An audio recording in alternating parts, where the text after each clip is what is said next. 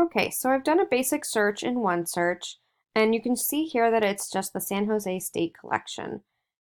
You're going to have a number of materials here, results. If you want to include results that are coming from a different university, you can go ahead and click California State University.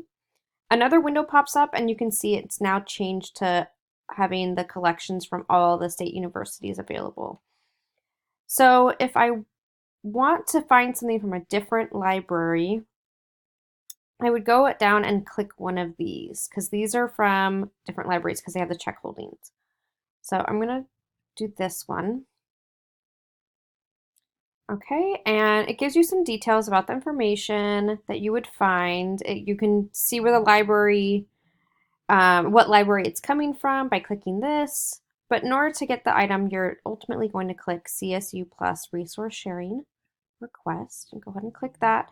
And all you have to do is make sure that this is the library you want it to be delivered to. So SJSU library, perfect. Click request. It says request was placed. Great. So what now? We can go back, and since we were logged into our account in order to do that, when we go here, we should see our requests. Perfect. This is our request.